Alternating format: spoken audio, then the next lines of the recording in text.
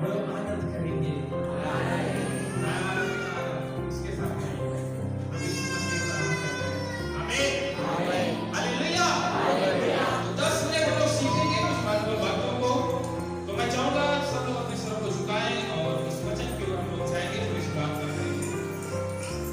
जिसको भी पवित्र आत्मा बोलता है प्रार्थना करेंगे छोटी सी जो ही को भी।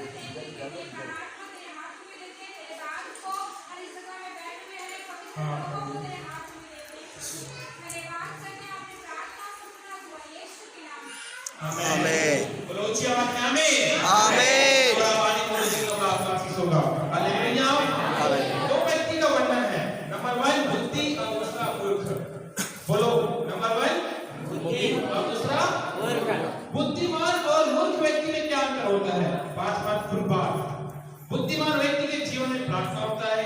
बुद्धिमान व्यक्ति के जीवन में स्तुति आराधना होता है। बुद्धिमान व्यक्ति के जीवन में बाइबल स्टडी होता है।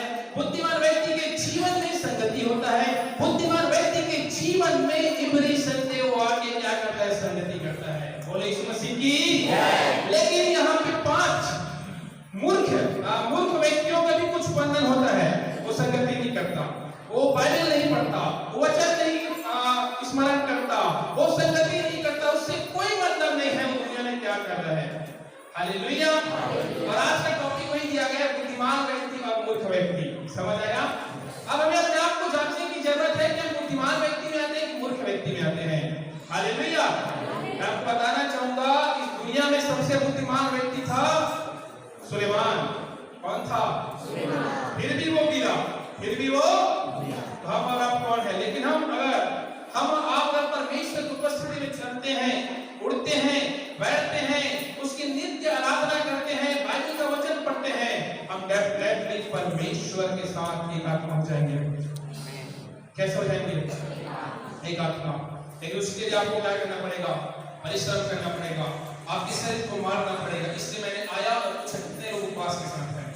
हालेलुया। अगर आप उपवास के साथ हैं तो परमेश्वर मसीह आपको आज रोज के दिन में बहुत ही ज्यादा आशीष भरेगा, आपको आशीष देगा मेरे प्यारे। क्योंकि चाहता है परमेश्वर हम इस पृथ्वी में भी स्वर्गीय जीवन को जिए।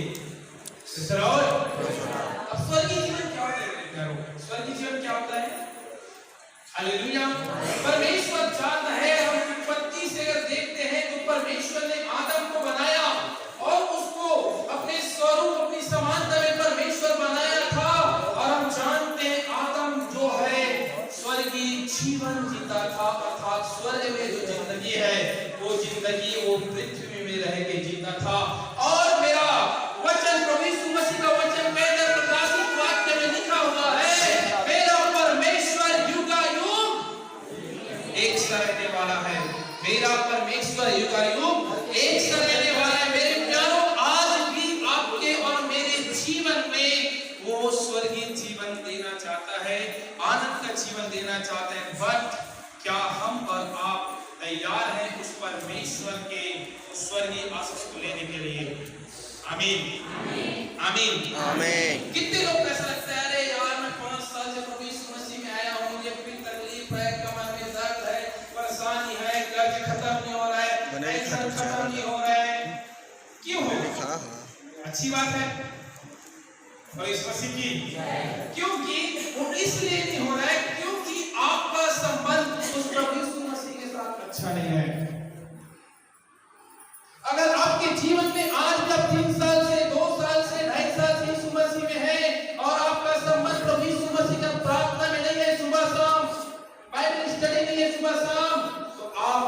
वहीं पे रहेंगे जहां आज हैं।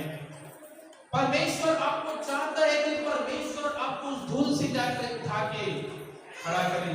मेरे प्यारो, बाइबल में लिखा है भजन संहिता 34 अध्याय में, जवान से घटी हो सकती है यहोवा के खोजियों को, जो उसकी आराधना करते, संगति करते, उनके संग और साथ में, उसको भली वस्तु की घटी कभी नहीं होगी। तो हम और आप क्यों ऐसी स्थिति में आ जाते हैं मालूम है? क्योंकि हम अपने जीवन को उस प्रभु यीशु मसीह को, जो राजाओं का राजा है, जो प्रभुओं का प्रभु है, उसको प्रसन्न करने वाला जीवन हम नहीं जी पाते। इसलिए जितने बंद रास्ते हैं कर्ज का, श्राप का, दुष्टात्मा का, डोना, कर्ज, ईर्ष्या, जितने भी रास्ते सब बंद हैं।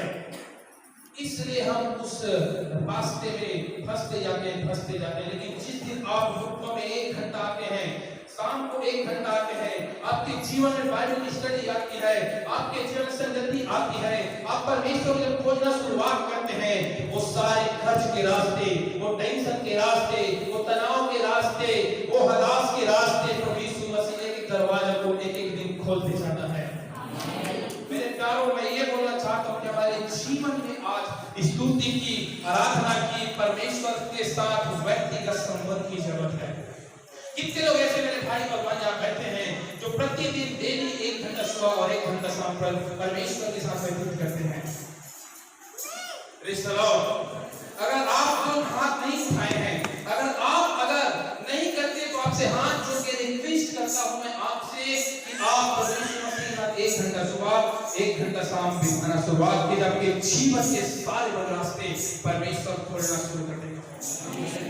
आप ऐसे चमत्कार को देखेंगे जो आपके कानों ने कभी सुना नहीं है। आपके ऐसे फाइनेंस के रास्ता खुलेगा, इधर से उधर से, इधर से इधर से। आप सोचते रह जाएंगे कहां से आपका खर्च खत्म हो जाएगा। बट जब आप परमेश्वर के साथ क्या करेंगे? संगति करेंगे। बोलो यीशु मसीह की। बुद्धि ने अपना घर बनाया और उसके साथ तो खंभे गड़े हुए हैं। उसने अपने पशु वध करके अपने दाग मधु में मसाला मिलाया और अपनी सेब में लगाई। उसने अपनी सहेलियां सबको बुलाने के लिए भेजी है। वह नगर के ऊंचे स्थानों की चोटी पर पुकारती है। Praise the Lord, hallelujah, hallelujah. जो बुद्धिमान व्यक्ति है वो तो अपना घर बनाएगा, लेकिन मूर्ख लोग व्यक्ति आज भी कहां पे है? जहां पे उसको रहना चाहिए। Praise the Lord.